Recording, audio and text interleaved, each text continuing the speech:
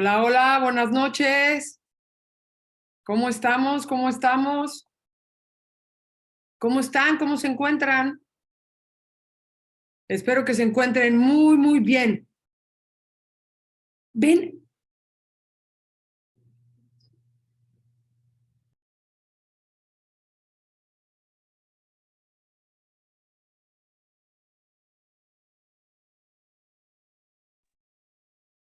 Hola, hola chicos, ¿cómo están? ¿Cómo se encuentran? Espero que se encuentren súper, súper bien, que todo esté saliendo muy bien y me encanta verlos aquí de nuevo esta noche, aquí acompañándonos. Qué increíble, ¿no? La verdad, qué bueno que ya están entrando y tenemos de muchos países. A ver, aquí los fui anotando: México, Chile, Argentina, Panamá, Venezuela, Colombia, Perú, Ecuador, Argentina, Costa Rica, Nicaragua, Uruguay, Honduras, Estados Unidos. ¡Qué maravilla de verdad! Oye, y desde Holanda, gracias, qué increíble, qué bien que nos estén acompañando desde allá. Bolivia, Bolivia nos había faltado. ¿Qué más? ¿Qué más que no haya yo mencionado? Por favor, venga. Y ahora les quiero pedir un súper favor. Quiero que me escriban qué disciplina practican. Sí, hace ratito lo puse, pero como que ya se nos perdió. Por favor, compártanme qué disciplina es la que están ustedes. Exacto. Adiestramientos, salto, sí, como que es lo más común, ¿verdad? Me parece muy bien. Súper, súper. Ay, Dios mío, qué rapidez, ya no puedo ni leer. Doma natural, equinoterapia, muy bien. Clases, volteo, dressage. Bueno, qué increíble. Charrería, excelente. Gracias por acompañarnos desde charrería también. Adiestramiento, barrilera, por favor, qué bueno. Enganches, excelente. Bueno. Drive también, yoga, ok, excelente, claro que sí. Me encanta, ¿saben? Team Penning, súper, prueba completa, claro que sí. Está increíble. Western, salto, terapias, de todo un poco. Paseo, por supuesto. Cabalgatas, no hay nadie. Bailadores, gracias, bailadores, por acompañarnos también. De una tienda charra. Endurance, excelente. Cabalgatas, rodeo chileno, súper. Western, salto, endurance, rienda charra, baile, súper, súper. Oigan, qué bonito. Equitación campera, escaramuza, sí. Súper, profesora de equifón. Ah, muy bien. Racetrack, salto, mucho salto. Alta escuela, doma criolla. Bueno, qué bonito de verdad que podamos estar todos aquí juntos y ver todo esto. Porque como decíamos ayer, a final de cuentas, el idioma del caballo, la pasión por el caballo es lo que nos está uniendo el día de hoy aquí y me parece increíble. De verdad creo que esto es lo más importante cuando estamos aquí reunidos por un mismo tema que es el bienestar del caballo. Quiere decir que todos estamos realmente buscando un crecimiento y eso es lo que vamos a hacer. ¿Qué tal el día de ayer? Algunos de ustedes estuvieron ayer aquí, estuvo increíble, la verdad. Me encantaron. Quiero agradecerles a todos los que nos subieron a sus historias y nos etiquetaron, a todos los que compartieron bonitos comentarios, agradecimientos, todo eso sobre el día de ayer. De verdad, increíble. Ay, qué bonito, horsemanship, cabalgatas y adiestramiento. Muy bien, siguen escribiendo, adelante. Me encantó la respuesta de todos ustedes. Por supuesto, aquí también la respuesta de todos ustedes fue increíble. Y bueno, vamos a comentar un poquito nada más las reglas del juego para que nadie se confunda. Por supuesto, pueden hacer preguntas. Tenemos dos maneras, tanto el chat como el espacio para preguntas y respuestas. Así que, por favor, hagan preguntas. Sobre todo, vamos a estar respondiendo lo que tenga que ver con cada una de las entrevistas que vamos a tener el día de hoy, que por supuesto también van a estar increíbles como las de ayer. Es que de verdad, por más que diga yo, esto me gusta más, esto me gusta menos, no le hallamos qué día va a estar más bonito. Así que El día de hoy también va a ser espectacular y me encanta que no te lo estés perdiendo y que estés aquí con nosotros para ello. Y bueno, sí les quiero comentar, hay muchas preguntas sobre si hay reproducción de estas entrevistas ya grabadas, y por el momento no, chicos, solamente es un evento en vivo, así que qué bueno que están aquí y que no se lo están perdiendo, porque sí, es de suma importancia que lo veamos en vivo para que también podamos estar compartiendo y conviviendo, ¿sale? Buenísimo, pues muchísima gente nos está acompañando el día de hoy, así que ya vamos a dar inicio, ¿les parece? Para no perder el tiempo y que nos dé tiempo de poder responder un poquito más de preguntas. ¿Qué les parece eso? ¿Sale? Buenísimo. Pues miren, en la primera entrevista que tenemos el día de hoy, para mí es un tema sumamente importante y que en definitiva en América Latina es algo poco tratado, poco hablado, o sí, así tal cual, o hasta desconocido. Yo acepto que me di cuenta de esto, me enteré de este sistema hace unos 10 años apenas, pero sí quiero decirles que me cambió la vida. Fíjense muy bien, hoy vamos a tener una entrevista con Rudolph Verstegen y él nos va a compartir lo que es ser un ajustador de albardones. Pero a ver, Edith, ¿qué es eso, no? ¿Qué es un ajustador de albardones? Bueno, chicos, primero que nada, un albardón es lo que utilizamos en salto, en dressage, en algunas disciplinas, no en todas, por supuesto, amigos, amigas que vienen de la charrería, de la escaramuza, de cabalgatas, de muchas otras cosas, es probable que no utilicen un albardón. Pero chicos, esta información les va a servir mucho, de verdad. Además de que tocamos algunos temas sobre estas otras disciplinas. Pero ¿qué es lo importante? Casi siempre compramos estas monturas para el jinete, para que se vean bonitas y para que nos queden. Pero no hemos pensado en cómo es el cuerpo del caballo. ¿Es ancho, es delgado, es grande, es pequeño? ¿Qué disciplina van a practicar con esa montura y con ese caballo? Y que además nos queda a nosotros, ¿cómo es el balance que tiene el caballo? Bueno, tantas cosas que se necesitan comprender de esa espalda. Primero, para que sea funcional esa montura. Segundo, para que lo que nosotros vayamos a practicar sea lo más claro hacia el caballo. Y tercero, y súper importante, que el caballo no se lastime, que no sufra de dolores por esa montura, ¿sale? Entonces, por eso me parece de suma importancia esta plática. Es un poquito técnica, pero la verdad llena de valor. Por favor, quédense hasta el final porque todo el tiempo vamos a estar hablando de todas las disciplinas, de distintos tipos de caballos. Bueno, creo que vale muchísimo la pena. Quise explicar un poquito profundamente esto porque, como les digo, es algo que inclusive mucha gente me dice, ¿a poco eso existe? ¿A poco tengo que tener un albardón o una montura especial para el tipo de mi caballo, no? Y sí, chicos, esto es muy, a veces hasta fuerte de enterarnos, pero de muchísima importancia. Así que, sin más preámbulo, les voy a pedir, por favor, que estemos muy listos. Tomen nota, porque creo que vale mucho la pena también. Es muy importante esta clase. La hemos armado, la hemos editado como una masterclass para que casi como un documental, para que nos pueda quedar clarísima toda la información. Así que, por favor, disfrútenla muchísimo. Aquí estaremos recibiendo sus preguntas y adelante, nos quedamos con Rudolph.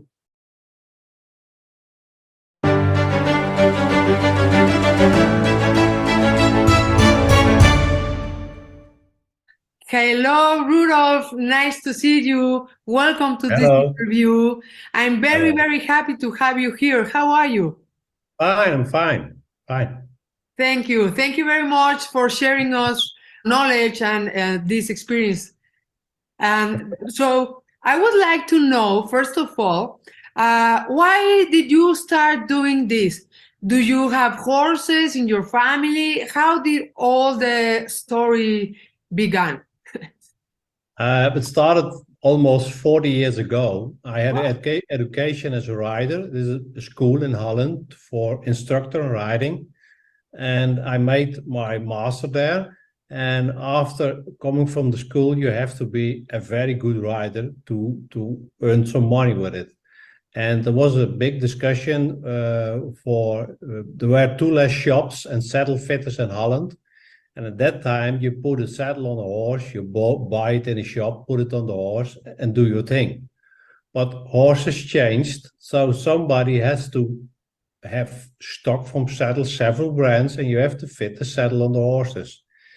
In the beginning, you did everything wrong, and you started learning each by day. You can learning by making the default. And after a while, we started the shop, first with clothing and bridles and everything. And after a while, more and more saddles. So now it's almost 40 years ago when we start with saddle fitting. And yeah, it's Wow. nice every day. So I have a question there. 20 years ago, you didn't need a saddle fitter. What happened with horses that started needing it, or how is it? 20 years ago, you had a multi-purpose horse. You had no jumping horse, you had no dressage horse. And we would like the horses, in the past, they came from the farm. They were behind the carriage or behind a plow. And there was something different. We would like to have the horses more movement. They had to jump over a fence. So you needed the different horses. You get more, the body anatomically, they changed a lot. But the horses, the saddles from the late 60s and early 70s didn't fit more on the modern horses. So you have to change the saddles, you have to reflock it or another kind of tree, of adjusted tree. So there was a lot of people who say, we have to find somebody who can fit the saddle. But there was no education in that moment. Yeah, in England, there was a master saddle fitter. You could go by school there, but it was an education for 3-4 years. But you had to learn in the practice. So I started and with nothing and no experience and making a lot of faults in the beginning. And what did you do? You start doing it for your own horses or only to sell them? I was not, it has to be better than this. There are more possibilities. And in the past, you had a multi-purpose saddle for dressage and jumping. There were no different saddles. And after a while, you make more specializing in dressage rider or as jumping rider. So you get a dressage saddle and a jumping saddle, but they are different. Okay. And then you see more and more changing from horses. They got more movement. The back are changing. The hips are changing. The shoulders of the horses were changing. So you have to make a different saddle. Great. Yeah. When I started, nobody told me about this. So for many years, we didn't feed our saddles.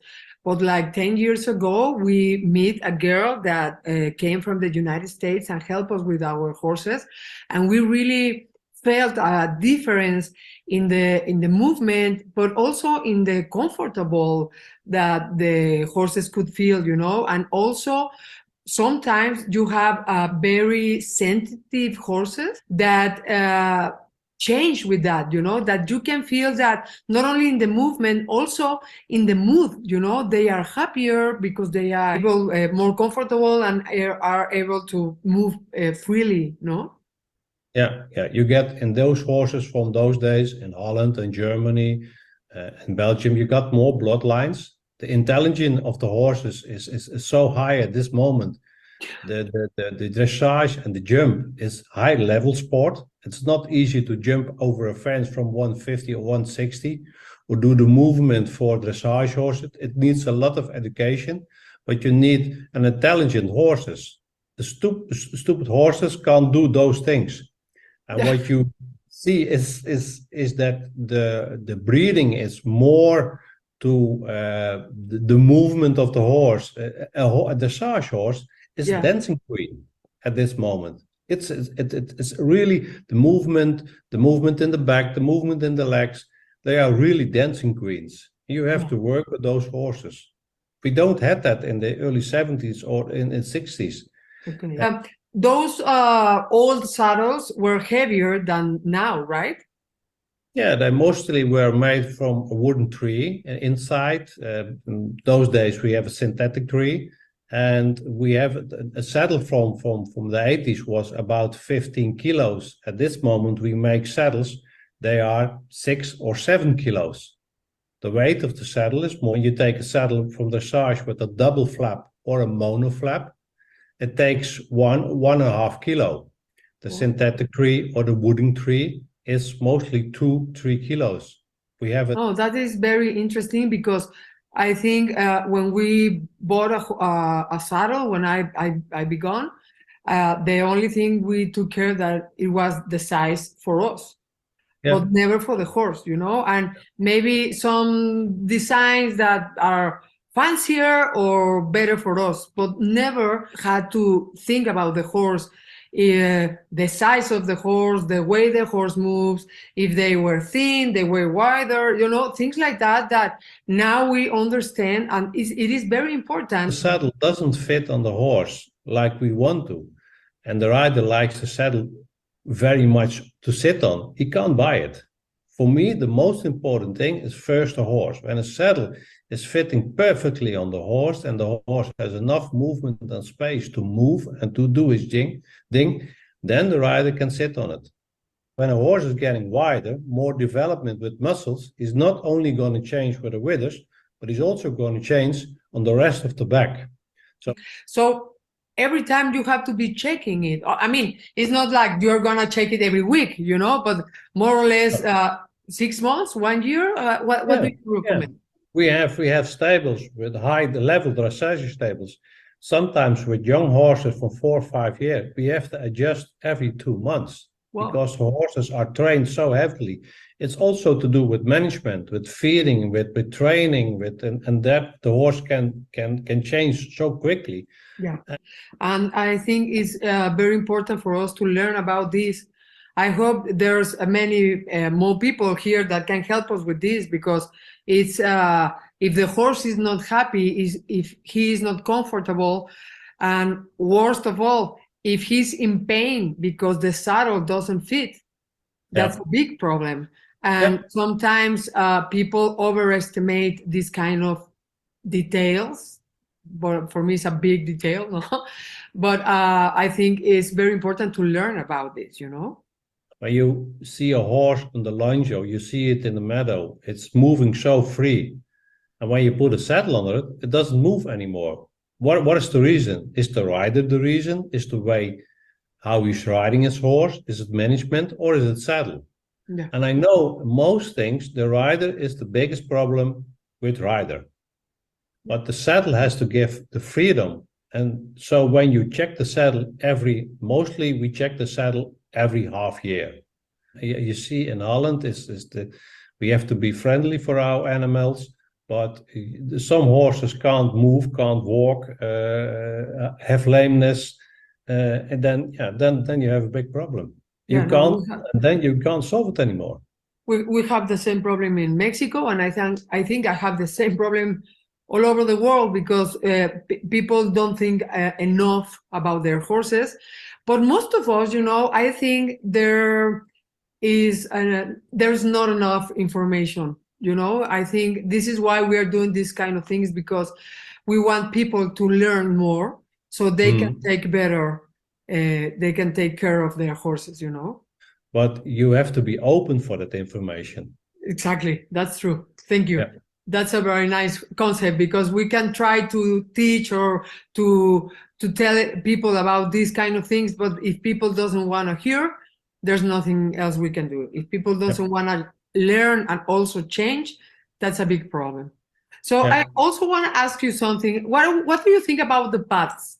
No, because there are so many different designs of pads, thinner, lighter, made from wood, made from hail. And I would like to know, what do you think about it? Because what I have seen is when the saddle fitter comes, or when I work with you there, you almost only want the saddle, nothing else, because the saddle fits perfect. You don't need anything else. There are two reasons. A saddle has to fit perfectly on the back of the horse. Therefore, it's made. But some horses are moving easier and like it more with a small pad under it. On the other hand, I've learned in the past with riding, you have to feel what happens under the rider, under the seat. Your movement, you have to feel the horse, and the horse have to feel you. When you put a pad under your saddle, the horse can't feel you anymore, or you can't feel the horse anymore. But some horses are so sensible, they're moving better with a pad. When you take a pad, mostly we take a small thin pad, a little bit for the pressure. Some horses are riding with sheepskin because they like it. But when you have a saddle which is good fitting on the back of the horse, you don't need a pad. So an important thing is the weightness of the rider. When you have a rider from 50 or 60 kilos, or you have a rider from 19 or 80 kilos. And then sometimes I say, you are so heavy, please put a pad under it. Okay. Yep. The most important thing is enough space, shoulder, movement in the back, and then you need balance. Yeah. When you have those three things, that's the most important thing you need. Balance, space, and beware the horse can have movement enough. I want to share a little bit how was my experience when I first met you, because I was riding the horse and we needed a special saddle for it. So I called you, and I remember perfect that you arrived with your car and you opened it and it was full of saddles, you know. And then I want you to know, guys, that he started taking all the saddles out. And first of all, of course, he checked the body of the horse. You decide what kind of saddle was going to be needed. So then you went out and start bringing saddles and saddles. And first of all, you tried the perfect saddle for that horse. And at the end, there were 3 winners. No, we had 3 saddles that fit perfect for the horse. And then the thing was that for me to choose which one was going to be the best for us. No, and then so we put it on the horse, and I started riding with one, then with another, then with another, then again with the second one, then not. So we could decide which one was the best for me. No, I'm a fitter. For me, is the most important thing the horse, but the horse can't talk and can't pay the saddle, and the rider has to pay the saddle. So I have to make the rider satisfied. So when the saddle is fitting perfectly on the horse and the rider has to sit on it, I have to find the combination. And you show me a picture from your store where there are all these so many saddles, and I just could think about it and said, I really need a saddle fitter only to choose here, because I wouldn't feel lost in there, you know. we have a lot of brands, and I think we have at this moment around 1,000 saddles on stock. Oh my God, that's amazing. And but it's only the brands. There are so many different designs and models and sizes. So it's a lot of equipment you have there. The most important thing is, and I see that a lot of horses are sold to United States, Mexico, South America, from Europe. Beware, there is a completely different horse in Europe than it's in South America. So you have to find a way to check the saddles, try to work with European brands, because European horses need European brands. Have you ever worked with different kind of, not saddles, but for reining, for... Here in Mexico, there are a lot of people practicing that kind of sports, also for endurance, also for charreria, that is a national sport. So do you have any experience, anything that you can share with us about that? You have to be specialized in that. And I'm specialized in dressage and jumping, but not in reining or Western. The only thing I say is that you have to take care of the back of your horse. It doesn't matter if you practice any sport or only like to go hiking. You know, I have seen hiking saddles. I don't know how to say it. They only go for a walk, but they walk long distance, and they have already been designing it so you can adjust it. You can fit it to your horse. So I think this is something that is important for anything that you practice when you are with a horse, no? When you are riding a horse. And that is the most important. Prestige is making a kind of endurance saddle. You can adjust it with pit panels in tree. That would be a good saddle. But the most important thing, what you said, you have a horse, what you're going to do with, you're going to jump, reining, dressage, take care of it. Good saddle fit, best fitting saddle, because you can make a lot of damage when the saddle doesn't fit on the horse. Horse is that's your biggest friend. You need to take care of that. No, and also I think if you take care of it, you're gonna have more success, because your horse is gonna be comfortable. He's gonna be able to performance in a better way, you know. So it's good for in any way you want to think about it. Just take care of your horse.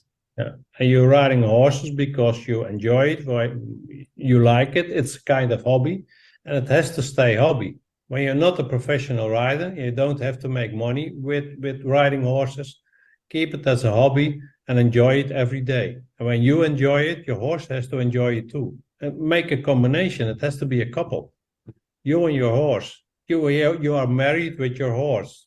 Some boys take a girlfriend, or girl take a boyfriend. You and your horse are one, and it has to be one. And when you're one with your horse, you can do the things you want, but enjoy it. Yeah, exactly. And they are very, very, proud with the horses. The horses are the best boyfriend they have. When a horse lady has to make a choice between her friend or her husband or the horse, they make the choice for the horse, not for the friend. Yeah, exactly. And now, Rudolph, I would really like us to talk about the girth, you know, because there are many different styles with elastic, for example. So please let us know what is the best one, or how do you decide which one you should use? But the base of the girth is always the saddle. When the saddle is in balance, you can decide which girth you need. You have different girths. You have a normal straight girth, an atomic girth, a girth with elastic, without elastic. When a saddle has enough balance on the back of the horse, you don't need a special girth. But what you see with Spanish horses or Frisian horses, or also the Dutch horses, which are very wide, is that a saddle moving on the back, and you have to make it stabilize with the girth. So when you have a horse with, for example, a big belly, and you don't have a lot of space for the girth behind the elbow, it's best to take an anatomic girth. On the side of the horse with the girth, everything is come together. The nerves, everything there. The horse is very sensible there. What we use is mostly a leather girth with enough space, an anatomic leather girth, or a leather girth with a special ring on it. And it has a round ring, and the girth is moving through that ring, because the ring is staying in place. It's good for the pressure. What you have on the other hand is that when you have horses with wide back, wide withers, wide spine, you need to make, you don't take a saddle with a round panel. And how flatter the panel is, how more balance you have above, and how better the girth fits under the belly and stays on its place. But you have several girths, but mostly you have to look at the horse. How is the horse? How is the horse moving? Has he a lot of movement in the front leg? Is he going back? Is he going front? And that depends which girth you need. Sure. But for example, when now that you mentioned them, with Spanish horses and the Frisians, what I don't like is that you have to tighten it too much. now, when you have to keep the saddle on its place with a girth, the saddle doesn't fit. The girth is only stabilize the saddle, and it's take care that the saddle doesn't go down from the back. So when you have the girth very tight, it's not good. It's not good for the horse. So what you can do is in the middle of the girth, there can be a round plate, and it's flat on the belly, and it keeps its balance. So it doesn't move. And how more the girth is moving under the belly, how more the saddle is moving. A girth is helping you to keep the saddle on its place, but the main thing is how flatter the panels, how more the saddle will keep still on the back. Yeah, sure, the body of Spanish and Frisians is totally different from warm bloods, and because the structure is totally different. So we need a special saddle, special girth, right? Yeah, special girth. You have several girths which you can use, which we use for those horses. This is a girth from France. It's called the Le Tisserand girth.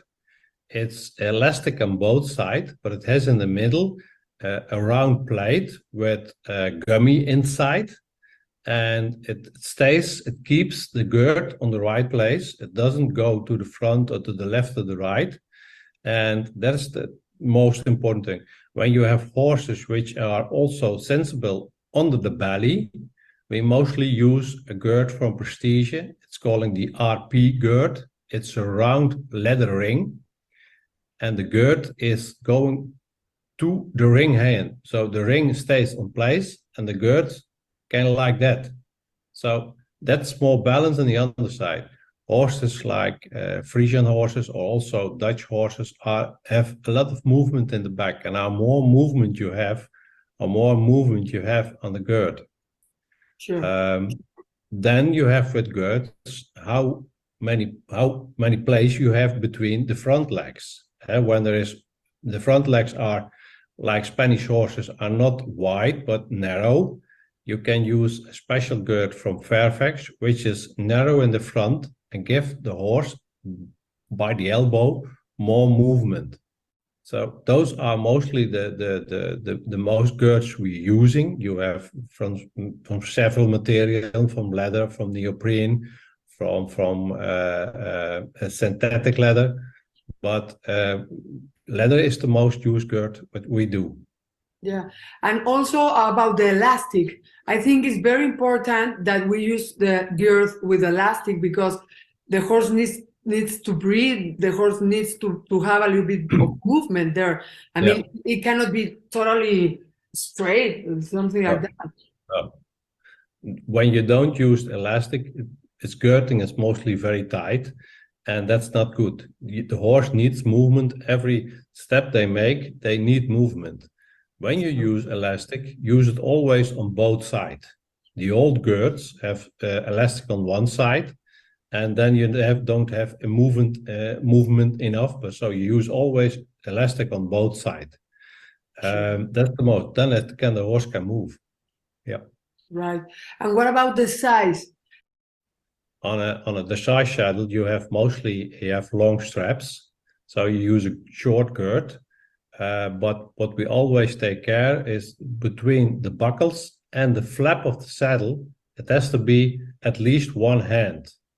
Okay. When the girth is too long and you're girthing against the flaps, it can hurt the horse. So we try always to use one hand between the flap and the buckle of the girth. With jumping saddles or multi-purpose saddles, you have a long girth. Also, we prefer to use them with both side elastic, and not too long, because when you buckle up very high, you get with disbalance. Then it's the form. You have a straight girth, but you have anatomic form girth, or you have for jumping horses with the big flap on the belly, and when the horse is jumping and he can hit himself. Yeah, exactly. That's very interesting. Thank you very much. Girthing, yeah, we always say in Holland, and not too tight. You need movement. Exactly. Yeah. And when the saddle is moving too much, you can girth more, but then the saddle doesn't fit. You have to make it wider, or you have to make it flatter. And that's what we like to do. Flocking. We can make it a lot of flat, because when the back is round, you need more like that. This one is always giving balance. When you flock like that, or panels have that, you get more balance. A little bit of movement you always get. The rider is moving, the horse is moving, but not too much. Perfect. Rudolph, anything else you think we should talk about? Or I think what you always can discuss is the saddle pads. You have a lot of saddle pads. You have pads to correct the saddle, but a small saddle blanket. I prefer always a simple, thin saddle pad, because the saddle, the blanket, is always to protect the back and the saddle for sweat or for dirt. The more it moves, and the more movement you get, lesser balance. To correct a saddle, which you can't flock, or mostly some horses have very high weather, you have to put a pad like sheepskin or other kind of pads on. That's the saddle keeps it back. But every horse has a different back. Also, you have a Frisian or a Spanish horse; they are never the same. Sure. The pad is very important, and keep it clean. Yeah, sure. Yeah. Also, something else, I want to ask you about the gullet, because I have seen some saddles that really doesn't have enough space for the spine, no? Or it changes because in the back are wider and then no. And I think this is also very important. And I don't know if it changes between Spanish horses and warm blood horses. I don't know. There's no, you have a special saddle for Spanish horses, but what you see now, those days in Holland, we have a lot of Frisian, we have a lot of Dutch horses, which are very wide. They are bigger than Spanish horse, but the wideness in the back is the same. Important is enough space in the spine, but you have different trees. You have a tree in the gullet in the front like that, and you have a gullet in the front like that. It's more open. And a wider horse needs not only a wider gullet, but also an open gullet, because he's more rounder. Sure. The problem what we have at this moment is with the most saddles, when you adjust the gullet or change the gullet, you make it only wider in the front. And the horse is not getting wider in the front only, it's getting wider of the complete back. Sure. So we have to make a tree, and we do that with a synthetic tree. When you adjust it in the front and you make it more open or narrower, it gets over the complete length opener or narrower. Because when you open it in the front, you give the shoulder and the trapezium and spine in the front more space, but the spine in the back or in the middle of the back doesn't get space. Thus you get the pressure there.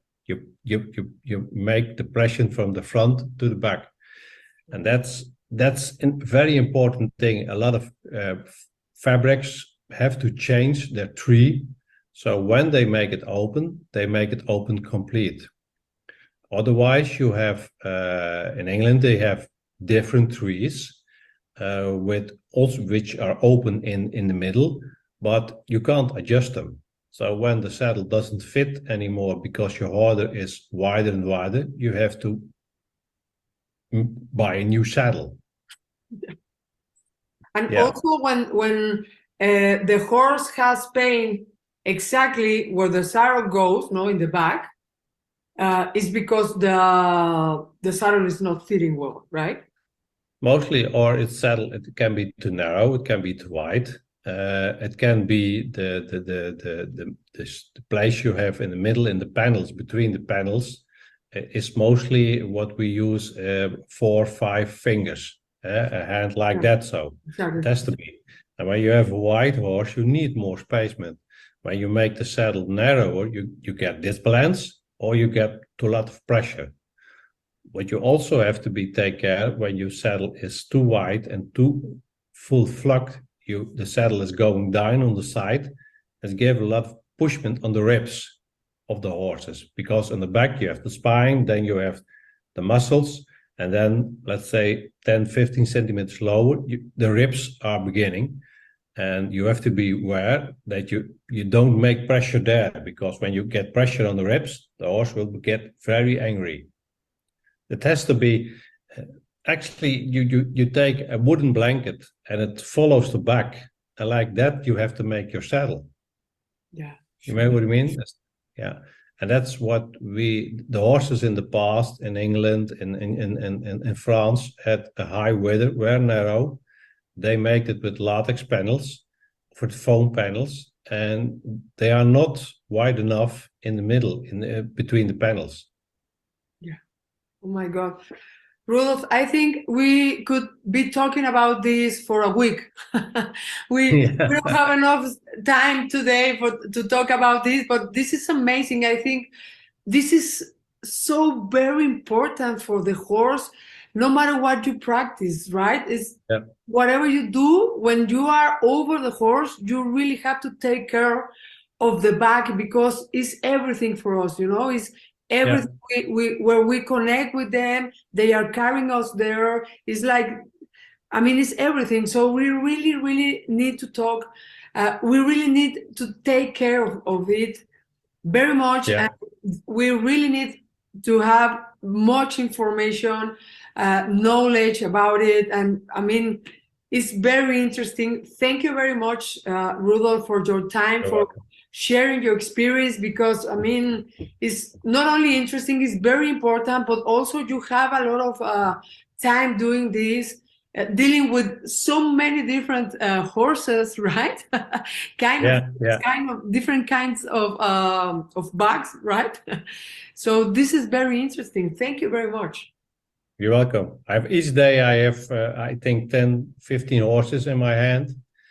And beware, the problem of riding is always the rider, not the horse, mostly not the saddle, but the rider and his balance. Those are the problems from horseback riding.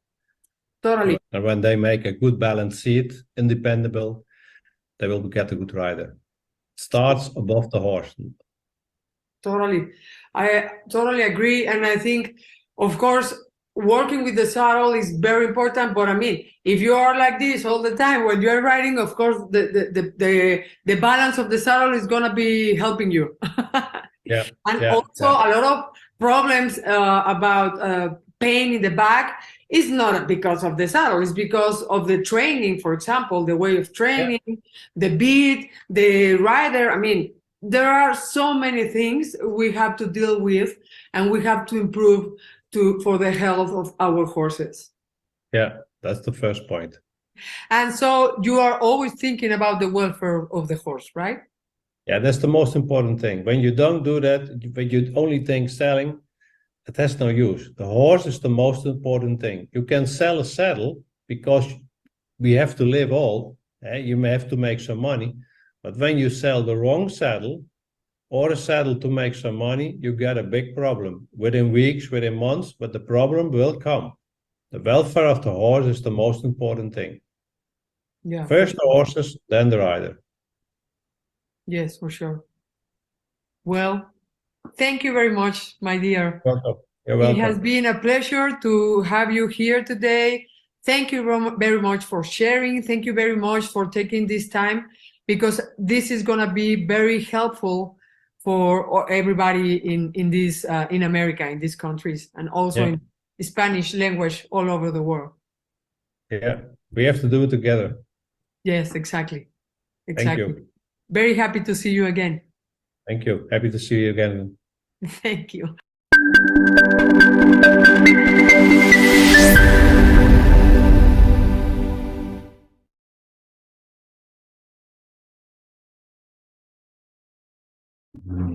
Hola, hola, ¿qué tal? ¿Qué les pareció? A mí me parece fantástica esta entrevista. Sin duda, primero el caballo, claro que sí. Hola, hola. Parece que teníamos aquí un problemita con cámara. Bueno, pues lo que quería yo compartir es que los veo muy inquietos, los veo muy inquietos acá con esta situación y pues sí, sin duda alguna es de suma importancia que podamos poder trabajar con nuestros caballos mejor y comenzar a tener toda esta información, pues es algo que sin duda sí necesitamos. La verdad, sí esperaba yo que tuviéramos este revuelo un poquito. Me encanta ver tanta preocupación, los veo queriendo tener más información al respecto, con muchísimo gusto los vamos a apoyar en todo lo que podamos, de verdad, gracias a ustedes, Mari Serrano, Capi, todos, Soledad, todos los que están aquí comentando, muchísimas gracias, porque sobre todo para nosotros es muy importante saber qué temas son los que les interesan. Estuve ahorita escuchándolos, bueno, leyéndolos más bien, y hay algunas cosas que para mí son importantes comentar, sin duda alguna. Muchos están diciendo, bueno, entonces, ¿ahora qué hacemos? ¿Cómo compramos un albardón? Para mí existen ahora que yo tengo toda esta información, bueno, desde que la obtuve, 3 formas de comprar. La primera es comprar un albardón que se pueda ajustar. Cuando yo supe todo esto, corrí con la suerte de que mi albardón tenía, creo que el árbol era de acero o algo así, claro, para estas épocas eso es muy pesado, pero eso permitía que se pudiera ajustar. Hay algunos árboles que son de madera o que son de fibra de vidrio y que no hay manera, no podemos hacer nada al respecto para modificarlos porque se rompería, ¿no? Entonces, hay algunas marcas que permiten ese tipo de ajustes. Los ajustadores traen unas máquinas para poder hacer ese tipo de ajuste un poquito a presión, digamos, ¿no? Como con palanca, ¿sale? Eso sería como lo primero, ¿no? Que les podría comentar. Lo segundo que les comentaría es comprar albardones con especialistas, con gente que ya tiene los estudios. No hay muchos en México, pero sí los hay y con mucho gusto vamos a tratar de hacerles llegar esa información a ustedes también para que tengan acceso a todos estos cambios que podemos empezar a realizar, ¿no? Sin duda alguna importantísimo, pero existe también otra manera. Hay algunas marcas de albardones que venden los albardones ya con muchos ajustes que podemos realizar. Te venden las instrucciones, la llavecita, le mueves acá, te explican cómo hacerlo. No sé si vieron ahorita estos arbolitos así, estos moldes que venían de muestra aquí en el video, pues también eso también se puede intercambiar para que la forma que tiene el albardón cambie, pero chicos, muy importante, sin duda alguna no es suficiente eso, ¿no? Es importante tener a alguien que nos ayude. Yo sí se los recomendaría muchísimo y con mucho gusto les vamos a hacer llegar esa información para que pues lo tengan a la mano, ¿no?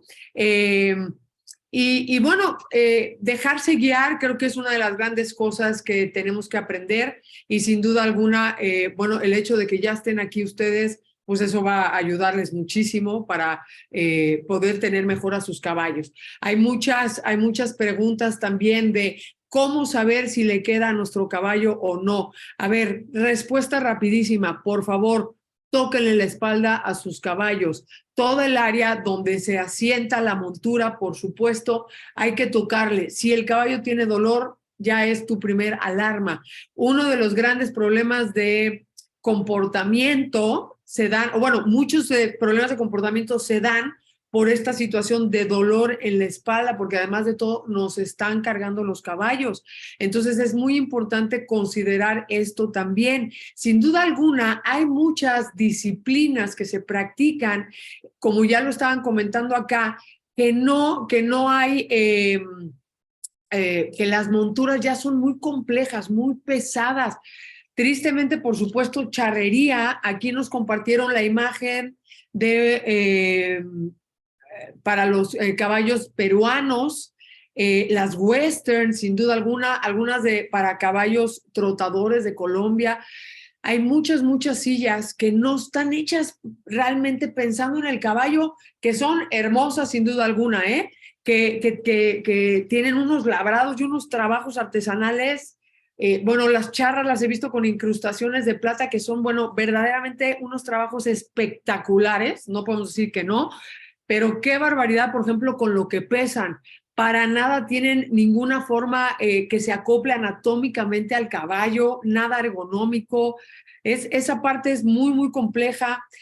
Chicos, hay mucha gente que yo conozco que está empezando a utilizar estos albardones más no tan especializados para dressage o lo que sea, pero que sin duda alguna les puede servir para otras disciplinas, para que su caballo esté súper cómodo. También un gran problema que veo es los grosores, ¿no? De las caronas o de los cubreespaldas o protectores de albardones o como lo quieran llamar, ¿no? Muchas de estas, híjole, pues sí, terribles porque pues son muy gruesas y no dan espacio a la columna, al movimiento de la columna. Incluso teniendo albardones que tienen buen espacio para cruz y columna, hay ciertos protectores que se utilizan, por ejemplo, con demasiada lana o demasiado gruesos, que ya se pierde ese espacio y deja de ser útil. Entonces, chicos, sí hay muchísima más información, sin duda alguna, como dijimos con Rudolph, podríamos estar platicando con él 2 semanas o más tiempo, pero bueno, es imposible continuar, por lo menos no en esta sesión. Los veo muy inquietos, pero bueno, no se preocupen, vamos a tratar de apoyarlos lo más posible. Así que por este momento, bueno, pues vamos a tener que dar un pequeño carpetazo a este tema. Me encanta sobre todo que estén comenzando a abrirse, a querer compartir con nosotros sus dudas, sus inquietudes, que es muy importante.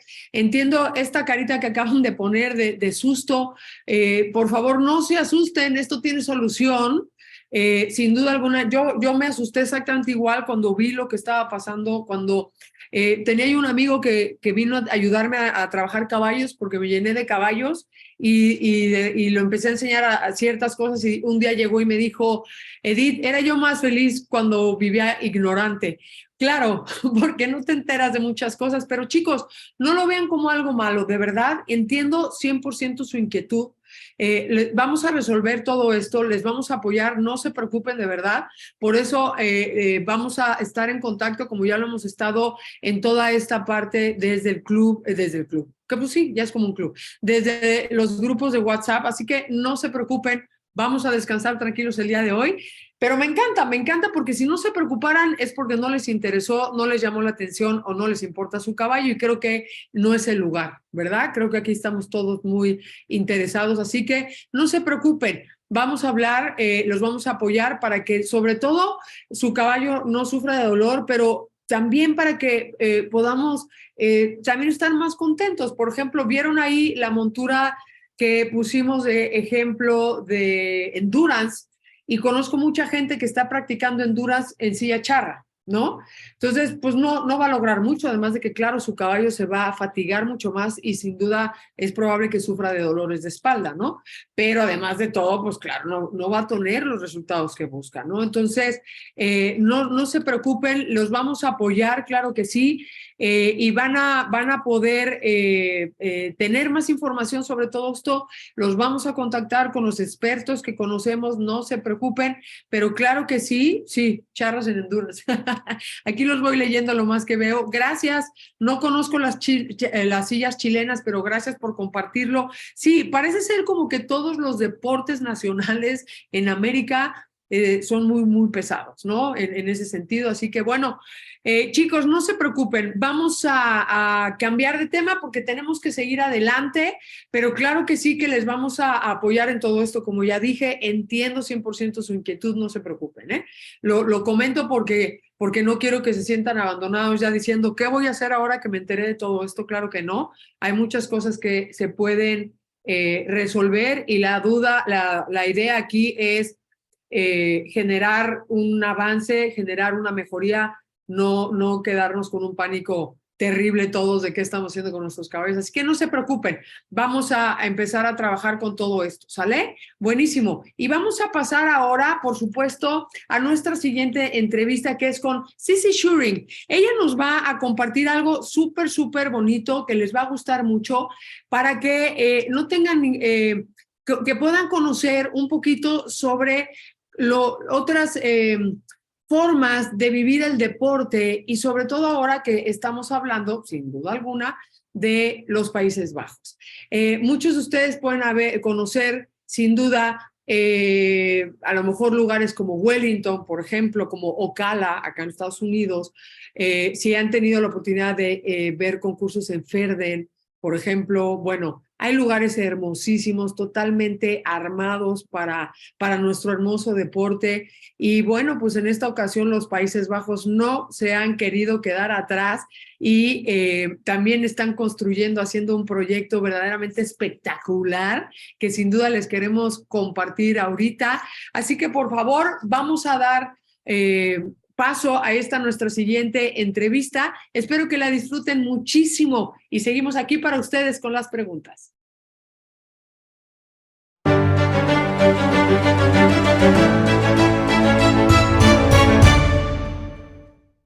So, Cissy, tell us some things about the project. I mean, it looks amazing. It looks beautiful. So I understand that you have some shows there. Is that only for jumping shows? No, not at all. We have a very big infrastructure here in Limburg for all disciplines in equestrian sport. Not only for the amateur, but also for professionals in show jumping, for example, dressage, but also in different Western disciplines and many others. The horse driving is also a big discipline here, but there are also many riders who like to ride outside in the field or for cross country eventing. Everyone who wants something with a horse, you can find it here. So also the horses being bred here.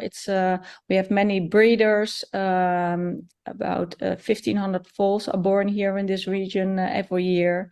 Many companies or also for equipment or advice for how to run your stable or how to care for your horse. Many things for education or instructors to help you ride your horse better. A complete package of all things you need. What do you have there for education? I mean, not only for the riding. What else do you have there? Of course, important for all the stables, the facilities. You have the good people who can work with horses, who can run the stables or run the venues.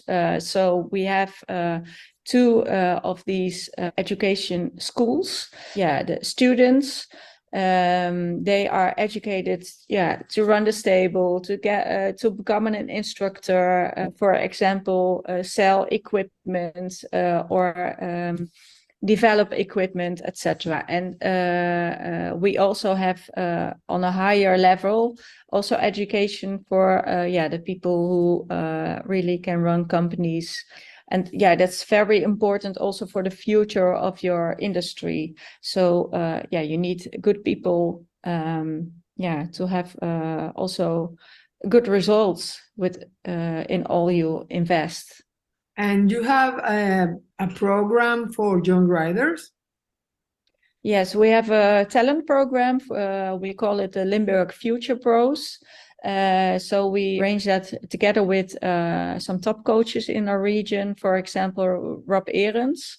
He's I think international, very well known from his former role as the coach of the Netherlands, the jumping team. He lives in our region. He's a very important ambassador, but we also work a lot together. He developed our talent program. We've been doing that now for 3 years, and we selected for every year about 10 riders, talented riders, really talented riders, and they got a training program throughout the year with every week a training with their horse, but also training on the fit training for their own body, or mental training, the training about the anatomics or biomechanics from the horse, how the horse moves, how the horse should be managed, to keep them healthy, and to educate them in a good way that they can grow older and bigger and stronger, to get good results in the sport together. Great. So it's a very intensive program, and we started with only for jumping, and then also the second year for eventing, and last year we also arranged it for the dressage. Great. Yeah, that's amazing. It's very important, the education of the riders. So every equestrian education, I mean, is where the things are going to grow, right? I think it's very important to be educated rider, you know. And tell me, it's very interesting. There are so many horses there. How do you do to manage that? I mean, how many people are working there to keep the horses safe and sound and everything? Well, we have almost 120,000 horse lovers in our region. So about 15,000 weekly riders, and about 120 clubs. So it's combined with the 1,200 stables. It's a very intensive infrastructure. What we do from our Limburg Equestrian Sport Foundation, we bring people together with the goal of developing this region more in all different ways you need for equestrian sports. So if for us, it's the obvious thing that welfare and safety for the horse, that's our number one point of interest. And all what we do in sports or economics or in tourism. Great. So, and if you have a look at the past 10 years, it developed in very quickly. Also, the level of the sports, it's getting more professional. You also see it in the sport for amateur. So everything gets higher in level, but also in better facilities, better programs, better activities, and so much more fun in the different disciplines. So that's what we're trying to do. And you also see, because of these developments the last 10 years, this region is also very attractive for many people from abroad, because Limburg is settled in the region in about 150 kilometers from Maastricht. There's the center of international equestrian sports. So many people from abroad in different disciplines also come to this region for not only buying horses or equipment or getting knowledge, but also settling here because there's a big dynamic going on. Yeah, it's a place to be, many people say. Okay, no, that's very nice. It's a very interesting project, very big. And I know that you are also working together with the government, right? Yeah, exactly. The regional government, but also the local governments. And what we also do is we cooperate with a national bigger organizations. So like the National Sport Federation for equestrian sports, or Very nice. So congratulations. Looks like a big project, but a very nice one. And I also see that everything is to have the horses with better welfare and the people to learn and to create a good environment for them. Cissy, is there anything else you want to share with us? Yeah, what we also developed, it's maybe good to know, I mentioned already the tourism. People go from their hometown and have a ride in the field, or get their horse on the trailer and drive and go on holiday. And we marked different locations where you are welcome with your horse. And the facilities are also specially for horses, very good. Because we can imagine if you go to a competition, you won't stay the night over there. Your horse stays in the training and in the competition. But if you have to stay somewhere for the night, then you have to know that it's of course also safe, and your horse has it as good, at least as good as you have it yourself, or at least better. It's most of the time the case. Sure. How people with horses think, and that's, I think, the good way to think. We should really be aware of their situation, and are they in good health, not only thinking of the good food or water, but also the movement. And that's what we also try to arrange with our partners, to show people what's important to have a good, long and healthy life together with your horse. And congratulations. I think it's a very nice project. So I hope we can go there one of these days. Yeah, you're very welcome. Thank you. Okay, then, Cissy. Well, thank you very much for sharing this project with us. It's very interesting, and I love to see anything that is being doing for the horses, the welfare of the horses, the education, and for the growing of our sport. So thank you very much. Thank you.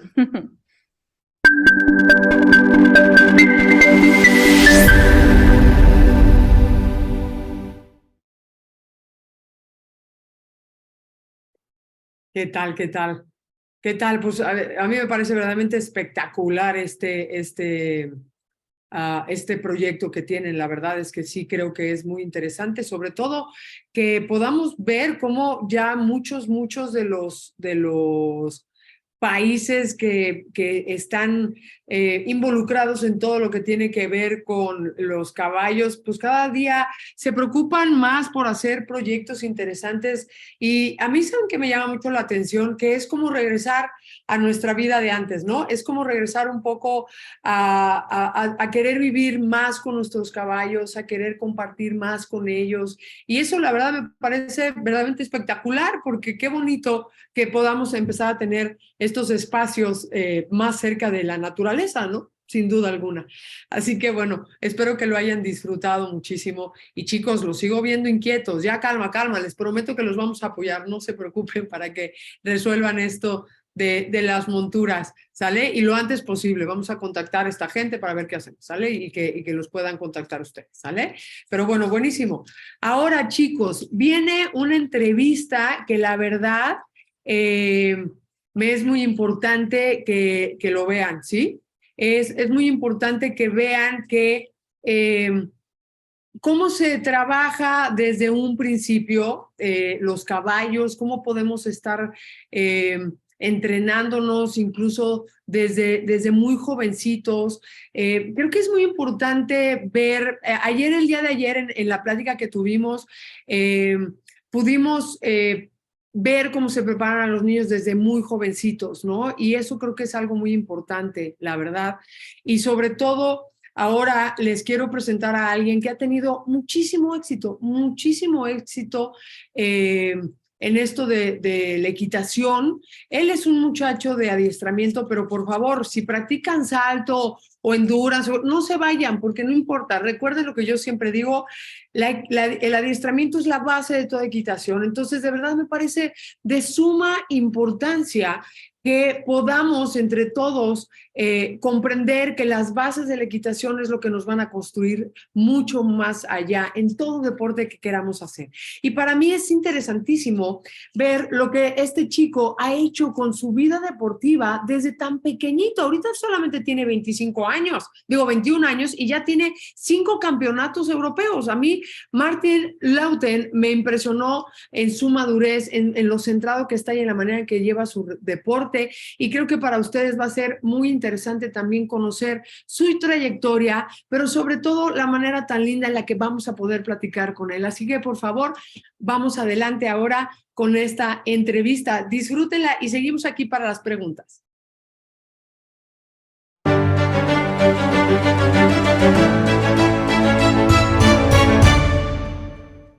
Hello, Marten. How are you? I'm fine. How are you? Fine, thank you too. Very happy to have you here because we want to know about all your career. What have you been doing about everything? So thank you very much. So let's start from the beginning. How old are you? I am 21 years old. Okay. And when did you begin riding horses? I think I was like 7-year-old or 8-year-old. I started at a riding school very nearby my house. Okay. And just because you like it or what? How was it? My parents, they were both into horses. So I did see them a lot at home. And we also have horses at home also at that time. And at first, when I was very small, I didn't really care that much about horses. And then when I was a little bit older, I started watching my mother training the horses, and I started to really like it. And then, yeah, that's actually how I got into it. And you are A dressage rider. Yeah. Great, Yeah. great. Okay, so what I knew is that you have 5 European championships. That's true. Yeah. Wow, that's amazing. What's the level you ride on? Currently, I'm in the Grand Prix U25, Okay. and I was 5 times European champion in young riders. Wow, wow. So congratulations. Thank you. How Yeah. does it feel like? Yeah, it's amazing. It's yeah, I have to say it was 2 years in a row that we were the European champion, 2 times with the team, 2 times individual, and 1 time in the freestyle. So yeah, that was really an amazing time, and it was really nice to also work towards it, and then feeling that it turned out as you wanted it to be. That's the most amazing feeling. Wow, wow, wow. It's congratulations because I know there's a lot of work to be able to have that success. Yeah, it's a lot of training and a lot of management around it to get it that far, but it's totally worth it. So you have a place of your own? Yes, yes, we have like a very small stable at home where I can have 4 horses. Okay. So and I have an arena that I can train in, and we have some fields around the house. So that's everything I need. Wow, wow. And you have a trainer of your own? Yeah, I have a few trainers. Okay. I have, for example, Ankie van Grunsven. She's very famous in Holland. And we also have a team coach, Monique Peuts. She lives also in the north of the Netherlands. And those are the 2 that I train with most of them. I have some other trainers, but especially with the horses and Europeans, those are my main trainers.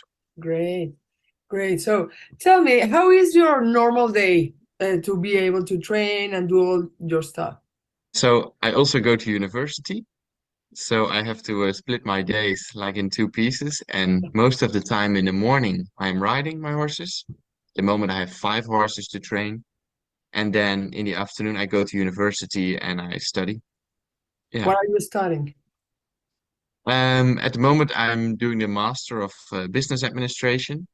Okay. Last year, I finished my bachelor's, and now I have 2 more subjects to go, and then I'm done with the master. Okay. And how do you prepare for a competition? For me, the preparation is actually the most important part. It starts already like weeks before the competition because I want to have a schedule for my horses when, for example, when they go to the farrier or when I want them to go to a physiotherapist. I try to plan it that it's not just all the week before the competition. And in my training, like 1 to 2 weeks before competing, I try to practice more the things that I have to do in the test. So normally I don't practice that much the exercises, so the half passes or the shoulder in. Once the horses know them, then I just think it's fine. Then I don't train them every single day again. Also to save them and to keep them motivated. I try to do some different things. But okay, towards the competition, I try them more, and I train with my trainer more. And I also really want to prepare the test for myself so that I can visualize it and see everything through my eyes as if I'm writing the test at that moment, and to literally feel what I want to do with my leg, with my hands, with my seat, that I'm totally prepared, and that actually when I write a test, it's not the first time that I write a test because in my head I already prepared it quite a lot of times. You visualize it. Yes, yes, I do. Actually, all the time at competitions before I get on and before I start putting the saddle on and things like that, I try to visualize it and feel what I want to feel when I'm in the saddle. And then, yeah, most of the time it works. Great. And you compete with many horses? Yeah, I have 5 horses that I train, and I also compete all of them. Ah, okay, perfect. In different levels or all are in the same level? No, actually, really different levels. My highest level at the moment is U25, and then I have one horse who is doing the intermediate one at the moment, and then I have 2 horses that are um, getting close to Prix Saint George. Maybe they need half a year, and then they will go to Prix Saint George. And then I have one 6-year-old, which I'm working on the flying changes at the moment. So it's quite diverse. Great, that's amazing. And is there anything else that you do to prepare yourself, your mind, your body? Exercises, you practice anything else? My days are already quite packed Cool. with the study and the writing and sometimes even the teaching. So I don't have that much time for that, but I am always try to do some stretching exercises for my body that I'm not stiff or things like that. And what I find very important that I have control over my breath so that I can really breathe. And I practice that quite a lot. And also at competitions before I go to the arena. So the final part of the warm-up, I most of the time just start to walk and let the horse relax and get energized for the test. And then I try to control my breathing. And okay, if you practice that at home, it's much easier at the competition. So those are the things that I do. Great. Yeah. I believe that breathing awareness is very important because also you connect with your horse that way. I realized that if you don't breathe, the horse doesn't breathe, right? Yeah, yeah. I found it quite difficult to do APF in a test. And when I visualized it, I felt that even when I visualized it, my breathing got higher and higher and higher. And then, of course, the horse gets stuck because you don't breathe anymore. And then they're also a bit stuck. So then when I try to control that, and now it's still sometimes difficult, but it got a lot better when I was aware of that and I could start breathing and also with the visualizing. And then in the test, it got much, much easier. Sure. Yeah. I Yeah. understand perfectly. And of course, when you get nervous or excited about the competition, the breathing is the first time that you caught it, that you don't let it flow. So it's very Yeah, important to keep on looking at that. yeah, for sure. And is there any satisfactory experience you want to share with us when, I don't know, winning or something special with your horses? Yeah, I think so. I didn't actually win that competition. I had my own horse. I ride most of the horses for owners, for the breeders, and we have one horse by ourselves. And in the beginning, it didn't really go that well. We had kind of a match, but it wasn't like the perfect match from the beginning. And then so when he was very young, I fell off like sometimes because we just didn't understand each other. He wasn't mean or something, but I just didn't understand how he saw things. And yeah, How old was he? he was 4 year old by the time. And you? I was, I think, 18. Okay. So I did have some experiences with ponies and with my other horses, but not with such a young horse. So I didn't really get what he meant, and it didn't really start off that well. And then we didn't take him to competition, not for a long time, and we just stayed at home and trained and trained and trained. And now last, actually this year, in the beginning of this year, there's this big show in the Netherlands, the Dutch Masters or Indo Brabant. It's a big indoor show, and there's also a World Cup qualifier over there. And we qualified for that competition in like a national class. It's like I think like junior level with flying changes and half passes and things like that. And there was no familiarization. There was nothing that we could do. It was just a big indoor arena. And then I got there and I was riding in the warm-up, and I don't know how, but then it all fell into place and we could just ride in the arena, and he did nothing. He didn't spook. He totally trusted me and I trusted him, and we went in. We didn't win actually. We were like, I think probably like in the top five, but not much more than that. But it felt like such a big victory to get all the training and all the things that you tried and you keep on going. And then in the end, it turned Wow. out like that. Yeah, that's for me, it was really amazing. Wow. Yeah, it felt like winning everything that day. You won Yeah, a lot exactly. because getting the match with your horse is amazing. Yeah, that's probably even better than the actual win. And that's also with my other horse, with Finona. I started her at the same level. Like she already did a little bit of the flying changes, not perfect, but okay, she understood a little bit. And then we went through the juniors. We went to the Europeans as juniors. Then we went to the young riders. We went to the Europeans as young riders, and now we went to the U25, and now we are just in the season of the qualifiers for the Europeans. So it's really nice. I think the progress is even nicer than the actual win in the end. Sure, sure. That's what I love when you can enjoy all the way. I mean, it's not Yeah, about going to the competition and winning, or not winning, but it's not about showing. It's no, about building the bond with your horse and all the training and the exercise and the basics, right? yeah, yeah, I totally agree. And it's also very funny because sometimes when you're educating your horse, you can be very, very happy when I get a little small step in when I educate a horse. And I always find that very funny because you just practice the tests a lot, and then a younger horse at home can do like two steps of shoulder in, and it can feel like a big victory. Yeah, Yeah, totally. that's really nice. What you said earlier, it's very important to keep the horse motivated, right?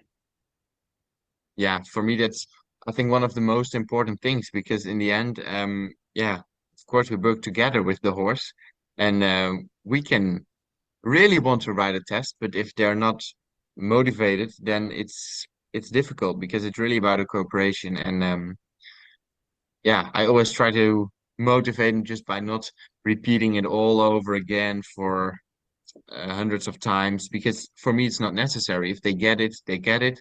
And then there are also days that I just go out. I take them to a forest nearby, and I just canter over there and let them do totally different things, even some small jumps, not that high. still a dressage rider, so not too high, but just do some different things to keep them fresh in the mind. Yeah, of course, it's like having fun some days, no, to play games or think different things, to go hiking, to go to the country. I mean, it's very important for them to feel like we also take care of their mind, right?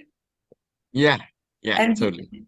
what I think is that you don't have to repeat the exercise. If you work on the basics, then you do the exercise and the exercise begins to work, right?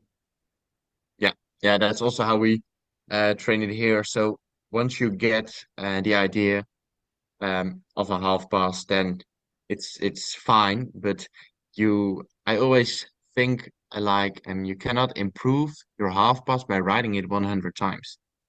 Exactly. It's not going to improve it. You have to work on the suppleness, and you can work on the suppleness, on your control over your tempo and things like that. And then it's much more for me about working on circles and serpentines, and to get them all loose in the body and let them feel comfortable. And then in the end, you will see that even if you didn't practice your half pass, but you worked on the basics, then the half pass got a lot better. Yeah, Yeah, totally. I think that's great. Great. Yeah, I love this kind of training, because you build much more that way and faster also that way than working on the freaks, right? Yeah, that's true. And also when you get higher in the levels, I mean, you cannot practice piaffe and passage every day. Of course. It's not possible. It's not good for the horse. I don't think they should do it every day. I try to train it like once a week, maybe twice a week, but that's enough, because you can practice actually really a lot with riding small transitions in trot and walk and halt again. And when you try to make those transitions perfect and quick and things like that, the piaffe and passage in the end I don't think they're not a problem.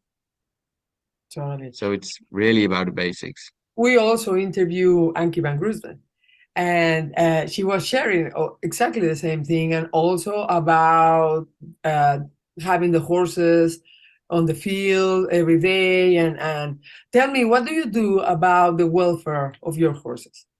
Um, as much as I can. I try to keep them happy, and for example, now they're out in the field.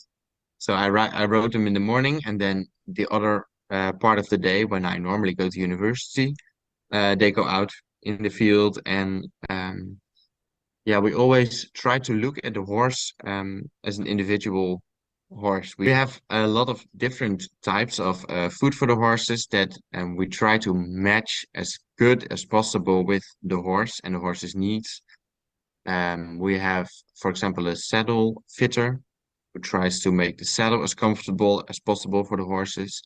We have someone who is fitting the bridle for the horses, so that it's all perfect and adapted to that specific horse. And yeah, I also try to do that in training. I have one horse that needs like 3 times a week, and it's totally fine. If you train him more, it's not improving anything more. So then I just ride him 3 times a week. And other horses, I have to ride them like 5 times or sometimes even 6 times a week. Then okay, I train them 5 or 6 times a week. It's just what works best for the horse, and to keep looking at your horse and see what they need. I think that's the most important. Just know your horse, and then the welfare, yeah, is the best. Sure.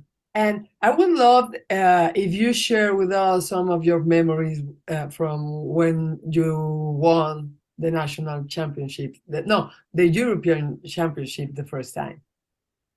Yeah, I remember it very well. Um, I think it was the one I remember most was the first time in the individual test, because Europeans there are a lot of competitors, and they split all the competitors over 2 days. Okay. So let's say you have 25 to 30 competitors on the first day and 25 to 30 on the second day.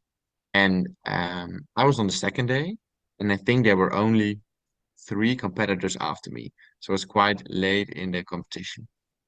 And so the first day you get really nervous because you see all the people competing and you see them getting high scores, and you're like, oh man, I have to do it tomorrow, you know, I have to get better than that. And that's already very exciting. And then on the second day, I remember really well that a lot of good competitors, they had to start like within 2 hours before me.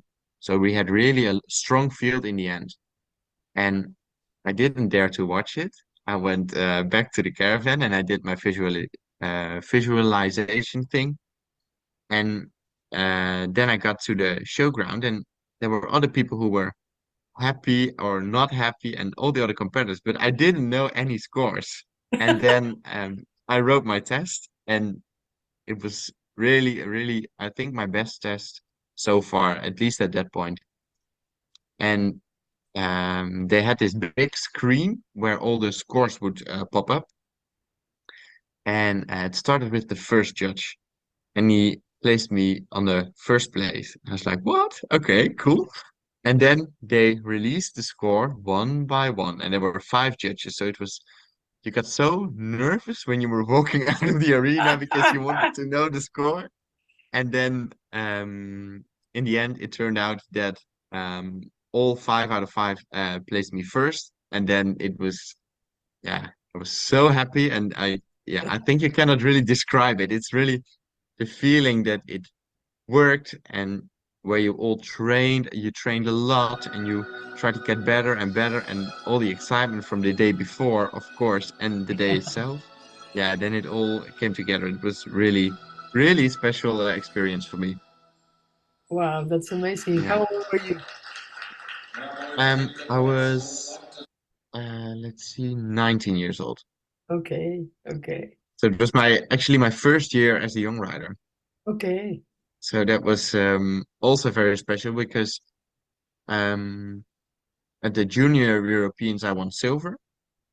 And of course, I was really happy with that. But when you win silver, there's just one thing, and you want to win gold because it's just that little bit more. And I thought that it would be possible, but it's always nice that when you're in the arena and you feel like you're really into it and you're in the flow and your horse is in the flow, that you can just do it. Sometimes you have the feeling when you enter the arena, then I cannot describe it, but it's just a feeling that you are ready, your horse is ready, you're both in the flow, then nothing can go wrong for your idea. Okay, of course things can go wrong, but it feels like you're going to do it. And that's really what happened that day. And that's the most amazing feeling to have, that you feel ready and you are ready, and yeah, then that you can do it.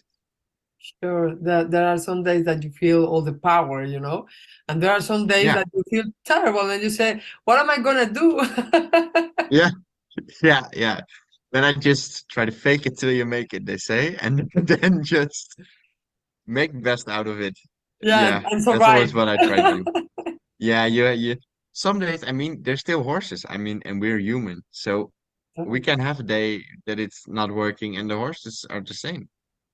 I mean, For we can't sure. help that, and you have to sometimes also respect that it's not going to be your best day, but you have to make the best out of it. Sure.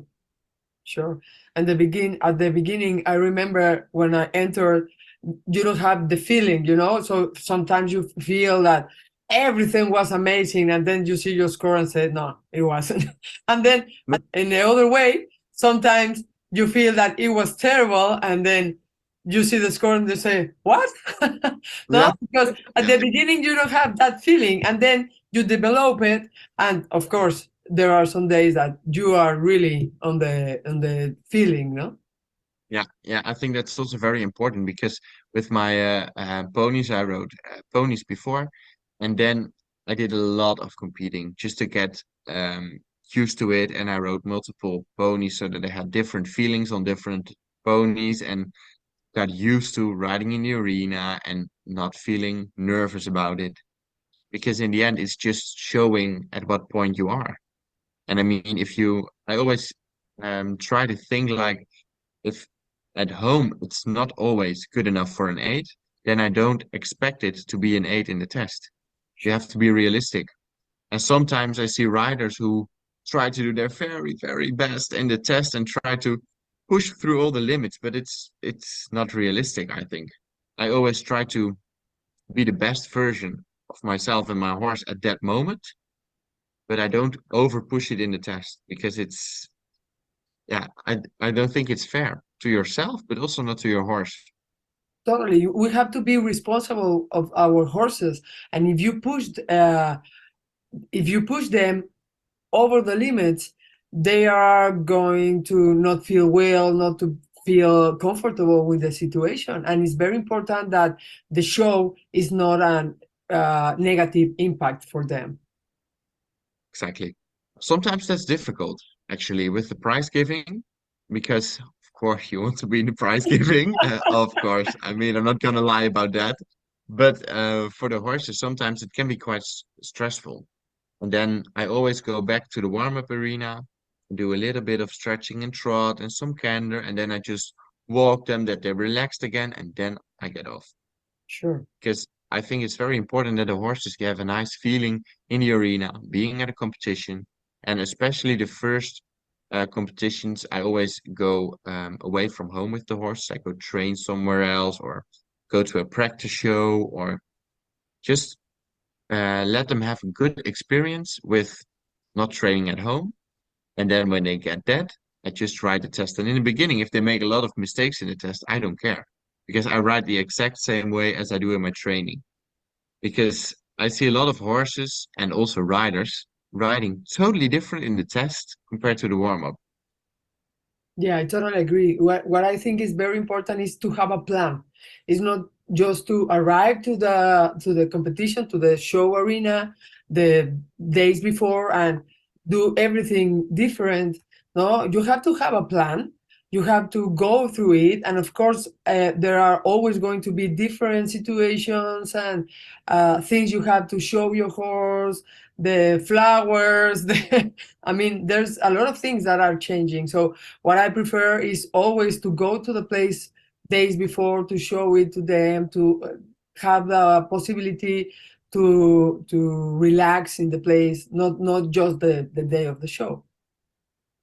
Oh, that's perfect. I mean, yeah, I totally agree on that. You should really have a plan. You cannot arrive there and just see how it goes. I mean, have a plan also in the warm-up that you think about what you practice at home when you do a warming up and that you do the exact same thing in a different arena or a different place. It doesn't matter. There has to be some sort of consistency for the horse that they understand what they're going to do. But you have to have a plan that to follow with each of your horses till the competition, or even if you don't want to compete, if you want to go hiking with your horses every week, if I mean, it's not all about competition. Not everybody or everyone wants to compete, but anyway, you with horses you always have to have a plan.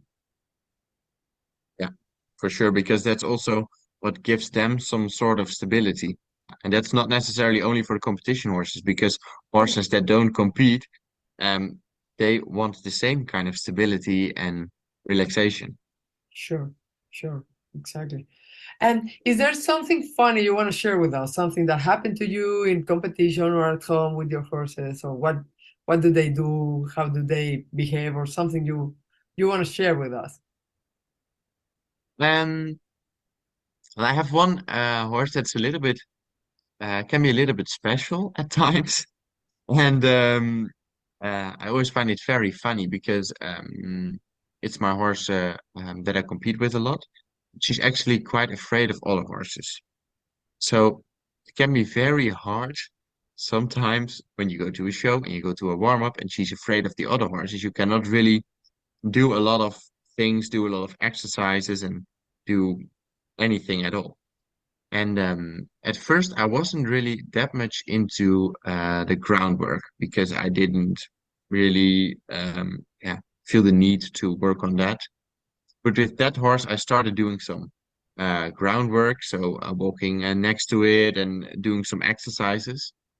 And I had this one exercise where I could feel her a little bit in the neck, and then she would drop the neck and be totally relaxed. So I worked on that a lot. And then I went into a prize giving, and we had to get off the horse. And I told my mom that if she feels a little bit stressed, just touch her a little bit in the neck, and then it's fine. Your mother was And holding the yeah, my horse. mother was holding the horse. Yeah, yeah. And we went to the podium, and then we waited there. And my horse got a little bit nervous, and so she was touching him in the neck, and she was standing there all relaxed, but she didn't get her head up again. She was just standing there very relaxed in the middle of the arena, and my mom was like, "Okay, come on, just hold your head normally." She was standing there totally relaxed, and people were clapping, and we were having at the national championships, you have the champagne shower thing that you try to make everyone wet with the champagne, and everyone was laughing, and the other horses went crazy, and she was still standing there very relaxed. I was like, how did this change so much? Great.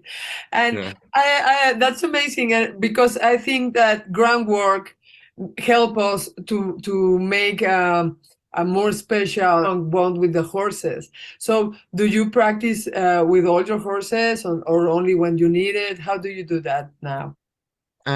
Actually, I practice it with all my horses. I went to training with Tristan Tucker of the TRT method. He's very famous in Europe. And yeah, there are just some tools that you can make your horse feel relaxed and comfortable and also confident. And now all my horses know those basic tools, and I don't practice it every day. But when I feel that a horse is a little bit more nervous when I arrive at a competition or things like that, then I can go through the tools again and then make them breathe again and relax. And then, so it's just when I need it, I use it. Sure. That's amazing. And I also think the communication starts in the ground. I feel that if you have a good relationship in the ground, it's going to be easier and successful when you go up there. Yeah, I totally agree. It's much easier, and you also, like we talked about before about welfare, you really get to know your horse, know how they respond, know how they feel. You really have to watch them to do the groundwork patterns and tools, and yeah, you really have to get to know your horse even more than in the saddle, I think. And that's a really good baseline to start training in the saddle. So thank you very much. Is there anything else you want to share with us?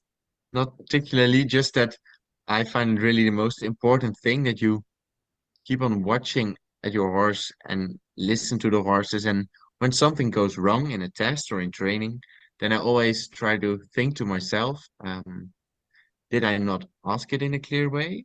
Or did the horse not understand it yet? But I always try to look at it like, what can I do to let my horse understand it or to let my horse perform better? And not the other way around. Because sometimes we see riders who tend to blame their horses for not listening or not whatever. Then I always try to turn that around and think like, okay, but if the horse is not listening, maybe I didn't explain it good enough. And what can I do to explain it? And probably do some groundwork or train some other things. And I think for me, that's most important. And that's also what gives you the best relationship with your horse, also in the long term. Sure. So thank you very much. Really, really, it was amazing to have you here sharing your experience as a young rider, because for us to build everything from the young riders is, the future of the sport. So thank you very much. And I'm very happy you are so successful.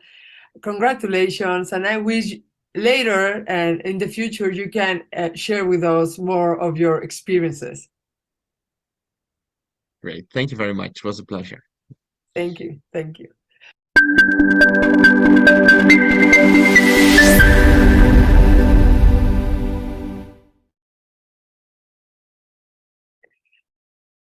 ¿Por qué no entra? Ya, venga. Ah, ya entró. Ha sido un día muy difícil tecnológicamente. Yo creo que Mercurio está retrógrado. O por lo menos así dicen los que creen la astrología y demás. Pero bueno, de acuerdo con lo que están comentando ustedes, preciosa entrevista, de verdad, la he disfrutado muchísimo. Primero que nada, la paz que transmite él, creo que es súper importante contemplar eso, porque si nosotros queremos comunicarnos con nuestro caballo correctamente, tiene que ser desde esa calma, desde esa seguridad, desde esa paz. Y sin duda alguna, yo creo que algo que nos da muchísima calma es el conocimiento, la preparación, el no llegar a las competencias o a cualquier actividad con la sorpresa, ¿no? He visto muchos accidentes y problemas incluso en cabalgatas.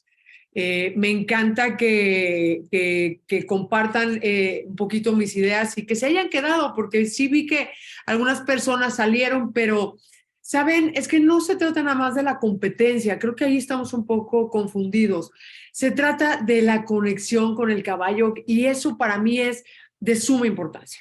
O sea, en definitiva, para mí, hagamos lo que hagamos con el caballo, si realmente no nos podemos comunicar con él, ¿cuál es el chiste, no? Es como ir al cine con alguien y no poder hablar, ¿no? Y decir, come palomitas y ni me dirijas la palabra. Oye, pero mira lo que digo, o sea, ¿no? Yo digo, pero creo que es muy importante que se pueda realmente promover la comunicación con los caballos, esta empatía con los caballos, el ver a nuestro caballo como él lo dice, ¿sí o no? ¿Sí o no? ¿Qué opinan de esto? Por favor, comenten un poquito.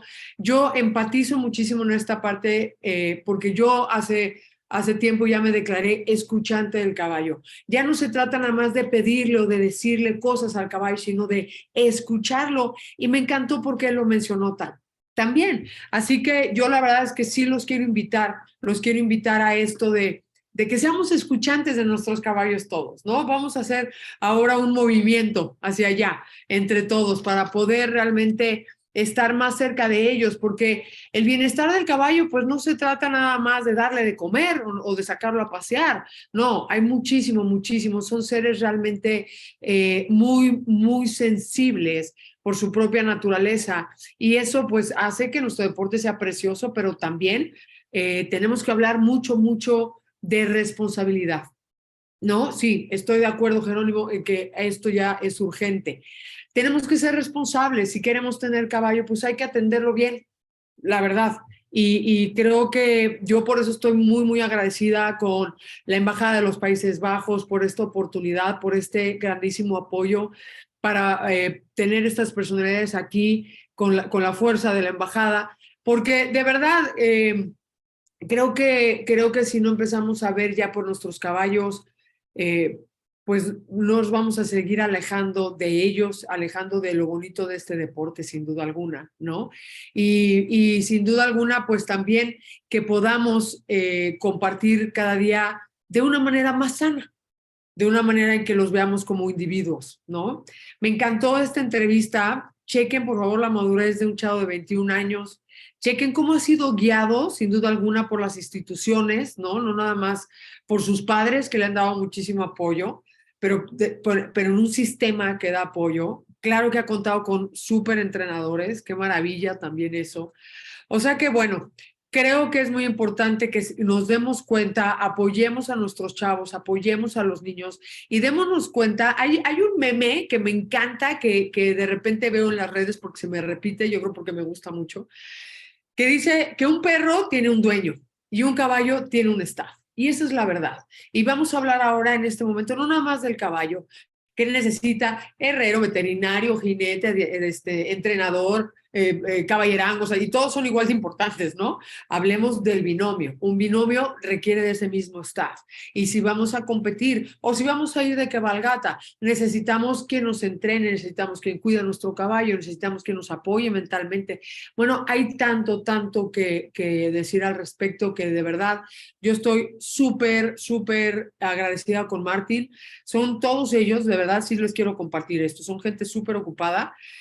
Nos costó muchísimo encontrar espacios para vernos, que pudieran hacernos espacio para estas charlas.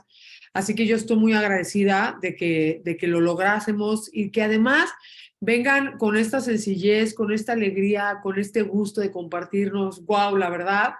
Les agradezco muchísimo a todos ustedes que estén aquí, porque pues para nosotros es la culminación de un gran esfuerzo.